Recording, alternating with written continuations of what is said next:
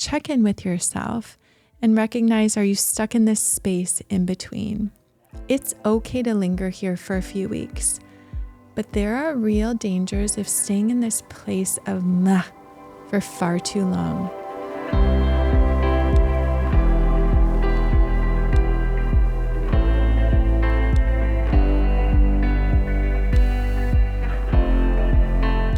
Have you ever felt stuck in a state of meh, where everything just feels blah? Even though there's not anything necessarily wrong, today we're diving into the experience of languishing. It's that often overlooked emotional space that's not quite depression, but far from thriving. This is a follow-up from our last episode when we were naming our emotions to tame them. But what about this space in between where there's not really a name for it? Welcome back to A Work in Progress. I'm Kimberly, your host, and today we're exploring a common yet overlooked mental state, languishing. It's that space in between feeling mentally fit and feeling unwell, where you're just kind of existing. If you've been feeling unmotivated, foggy, or simply blah, this episode is for you. But before we dive in, this is your reminder to breathe. In this fast-paced world where we are constantly making decisions, constantly receiving and sending information, it is so important to slow down and to check in with ourselves and to recenter. So take a few seconds with me before we dive in and exhale and truly breathe. Notice when you exhale how your whole body starts to settle in and relax and release. Drop your shoulders from your ears, release your tongue from the roof of your mouth, and just breathe. All right, friends. So let's jump into it. What is languishing? Well, psychologist Corey Keyes coined the term to describe this space in between where we're not flourishing, but we're not really struggling either. It's not the presence of mental illness, but it's the absence of mental health. Languishing is a feeling. It's a feeling of emptiness and stagnation. So when we don't really have a name to tame our emotions, maybe it's this space in between where we're just kind of blah, where there's just not a whole lot of emotion, but we're just kind of stuck and we don't know what to do. When ignored, languishing can really become a barrier to joy, to motivation, and to finding and fulfilling our purpose. If left unchecked, it can also lead to more significant mental health challenges over time. So how languishing shows up? How do you know if you're kind of in this space of meh? Lack of motivation, when simple tasks feel heavy or pointless, and maybe we start to become avoidant and avoid people, places, and things that we'd usually enjoy. That can be an indicator that we might be in this space in between being mentally fit and feeling mental health impacts. Maybe you're feeling emotional numbness. You feel like you're going through the motions without feeling deeply connected to experiences. You're just kind of existing. Again, it's that word, that sound, that meh, that blah, just kind of eh. Or maybe you're feeling restless, a subtle, persistent sense of unease or agitation. Often it comes with a desire for change without clear direction, where you're just uneasy. Maybe you're a busybody and you just need to go and move your body. But it really is hard to find space and peace. It's hard to relax and fully enjoy downtime, which leaves us feeling dissatisfied even in moments of rest. Sometimes we're putting our life on hold without even realizing it, waiting for something good to happen. When something happens, then I will feel joy. Another symptom of languishing is foggy thinking. Is your concentration or creativity feeling compromised? Is it really making it challenging to focus on or find meaning in tasks? Are you feeling drained, even after a full night's sleep, as if life's energy is slowly slipping away from you.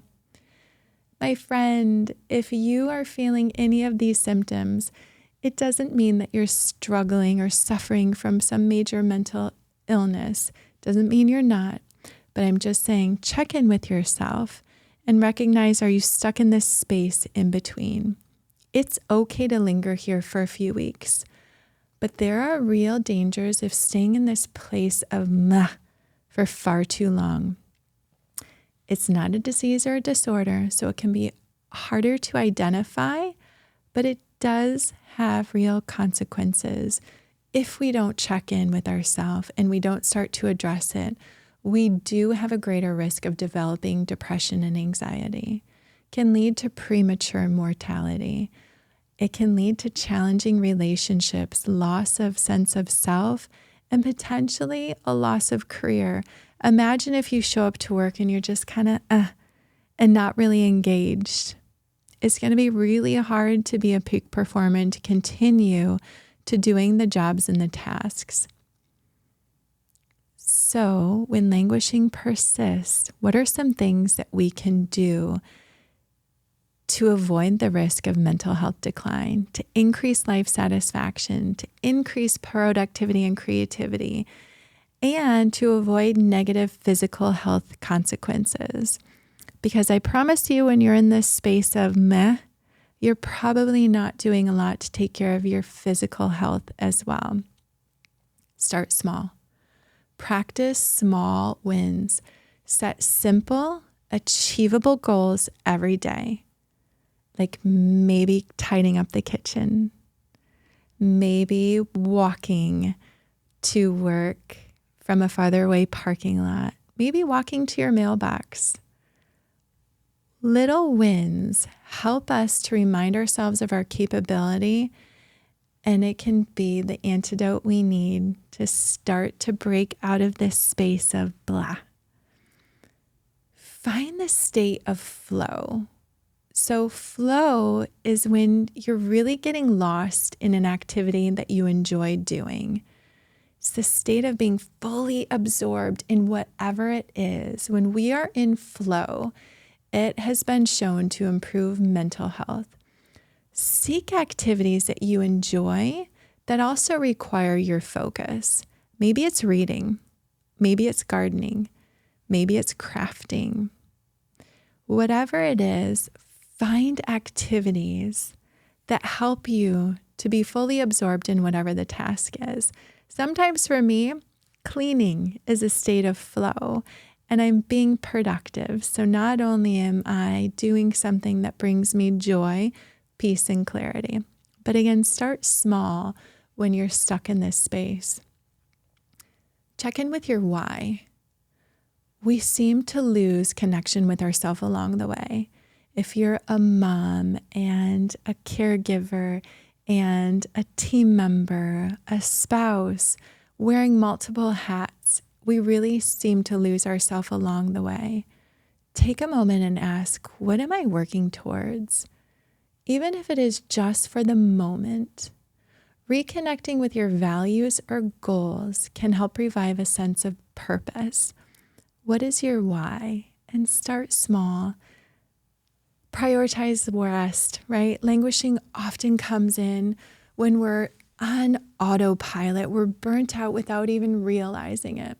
Be intentional about prioritizing rest and recovery and setting aside tech-free times, creating nightly wind-down routines and prioritizing restorative sleep. So many times we fall asleep with our phone in our hand. Put your phone away, create a nighttime routine where you can really power down. Try a daily gratitude check-in. Practicing gratitude helps redirect focus from stagnation to appreciation. Revealing even the smallest joys can add richness to each and every day. This is one of those, I'm okay with fake it till you make it. Start a daily gratitude practice. And even if it is, I'm grateful for my house. I'm grateful for my health. I'm grateful for my children, right? You're not really feeling it. But that over time becomes, I'm grateful for my house. I'm grateful for my health. I'm grateful for my children. The energy shifts and changes over time when we can recognize that we have shelter, we have health, we have children, we have people that are responsible for us and that we are responsible to. It moves us maybe from a place of resentment to a place of gratitude. Maybe that house is a source of stress, but when we can be grateful for it, helps us to reframe. And I'm guessing too, if you can be grateful for it, you will have a different sense of pride and a different sense of responsibility.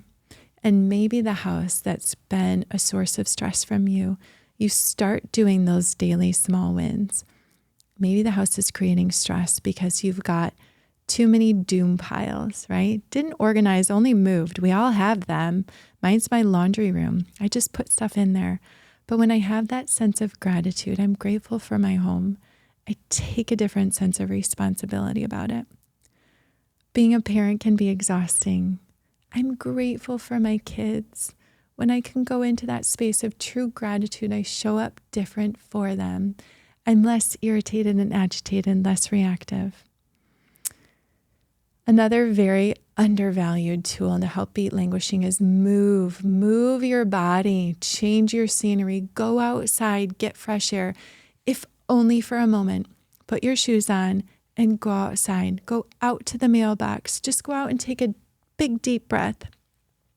Move your body. Start small. Talk about it with a trusted friend. Oftentimes, realizing we're not alone can help us as well to get to a place. Help someone else. This is one of the most underutilized tools when we're kind of stuck in our when we're just kind of spinning, when we can step outside of ourselves and help somebody else.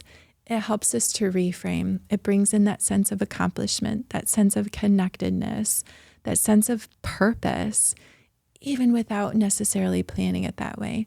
So how can you go out of your way to help somebody else when you're just feeling stuck? Disconnect. Put the phone down. Avoid the distractions. Pick up a book, right? Fill your mind with positivity. I love a good physical book, but all too often it's easy to just download a book on the phone and have it on the go. But the trouble and the danger in that is what else is on our phone? It's very easy for our attention to go from scrolling our book to scrolling social media that can sometimes add fuel to the space in between. So it's important to understand what languishing is. It's this middle ground between wellness and illness, where life just feels blah, where there's not really a word associated with the emotion. We're just kind of ick. It's not a dire place, but left unchecked, it can lead us to real physical and mental health consequences. Recognizing the signs is important. So check yourself for low motivation, emotional numbness, that fogginess, that fatigue that won't go away. And focus on small accomplishment and activities that really absorb your attention and help spark some energy and motivation. Start small, 2-minute tasks, right? 2-minute wins, and reconnect with purpose, whether it's through a gratitude list, through a reflection, with it's connecting with somebody else, stepping outside of yourself, finding ways to connect and to reignite that spark inside of you will move you from this space where you might feel stuck into a place where you can really start to thrive again. I just want you to remember that along the way, we've got to start taking action. Sometimes it feels like doing these little things, doing a gratitude list isn't really going to make a difference. Languishing thrives when we don't take action. We continue to pour fuel on that. By building small wins, it helps to build that momentum to pull us out of this place of meh. So even if you're faking it until you make it, I promise with consistent, intentional effort, you will start making it. Don't get frustrated that you're not getting immediate results, right? change is gradual. One day, one moment at a time. Focus on small improvements rather than expecting huge life transformations. You're not going to tear your laundry room apart and miraculously put it back together. Speaking from experience, small things. What are those 2-minute tasks that you can do to give yourself that sense of accomplishment? What are some different activities that maybe interest you, or something in the past that you may have found joy in? Or maybe there's a new activity. Whatever it is, try to find activities that bring you joy, that get you into that state of flow, where you lose sight of the world around you, where you're so focused on whatever the task is at hand that you get caught up in those moments. So over the next week, I'm going to challenge you to notice, first of all, if you're feeling meh, right? Maybe you don't really have a name to your emotion to tame it, but you recognize that you're kind of stuck in life's spin cycle. I want you to think about small steps that you can start to take to shift out of it. Maybe it's doing a quick journaling session. Maybe it's connecting with a friend. Maybe it's finding a way to help somebody else. Even if it's just in the grocery store and you see somebody reaching up to grab something, maybe it's extending a helping hand. Find ways to step outside of yourself to bring meaning, purpose, and connection into your life. I would absolutely love to hear how you're finding ways to step outside of yourself, to break the ho-hum, the meh, the blah. So friends, I just want to say thank you for joining me today on A Work in Progress. Make sure that you subscribe so you don't miss future episodes. And if today's message resonated, I would love to hear how it connected with you, or better yet, share it with a friend who might be struggling with this space of meh, of blah. Be sure to join me next week as we continue to build a mentally fit foundation. Until then, remember to breathe, look for the good, and be the rising tide. Be well, my friends.